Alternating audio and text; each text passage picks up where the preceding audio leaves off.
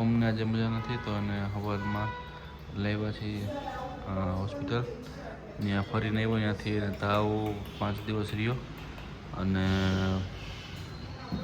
શરદીને બધું શરદી તો બાકી ગઈ છે પણ તાવ જતો નથી. અને આ દવા આપી એટલી વાર રહે સારું, પછી પાછો તાવ આવી જાય છે. આ 7મો દિવસ થઈ ગયો છે એટલે આઈ થિંક બ્લડ વર્ક કેવું કંઈક કરવાનું પડે ને, લોહીનો રિપોર્ટ તો કરાવી નાખશે. અત્યારે દવા આપેલી છે પણ તો એ મેળ નથી પડતો એટલે ડૉક્ટર સાહેબને લઈ આવ્યા છે એને બતાવવા માટે.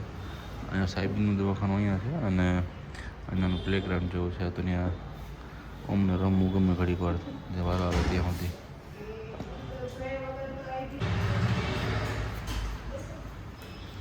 મળી ગયો મળે એને આમ જાઉં અંદર. અમને મજા નથી, મમ્મી મજા નથી.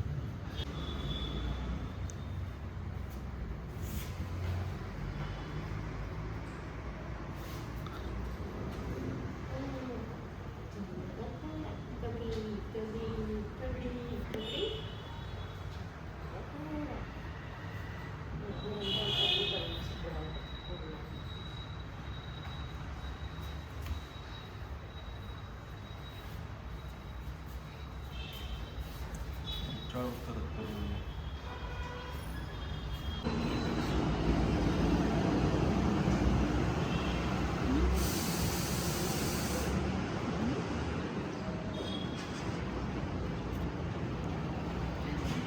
ત્યાંથી ટ્રક નીકળે છે ને હું જેસીબી ટ્રક ને બહુ બધું નીકળે. ટ્રક ક્યાંથી નીકળે?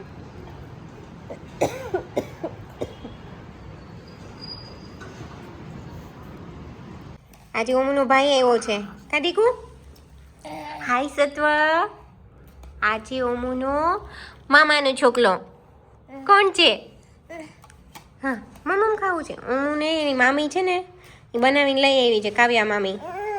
કાવ્યા મામી થોડીક બેગ પેકિંગમાં છે. હા, ખવડાવું દીકું તને.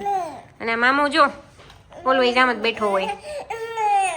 આજે 2 જણાને ભાખરી અને મમરા લીધા છે તો પેલા ઢોળવા છે ને પછી ખાવા, નહીં દીકુ? સત્વ ઓમ ભાઈને ખીલાવો. હા, ભયુને આપો. ખીલાવવું છે તારે? હમણાં તું કેવું ખવડાવતો હતો ભાખરી? હા, એમ કરતો ભયું. તું આપતો ભયુને ખીલાવ, ભયુને આપ. હા, હાલે આ ભાઈને ખવડાવ.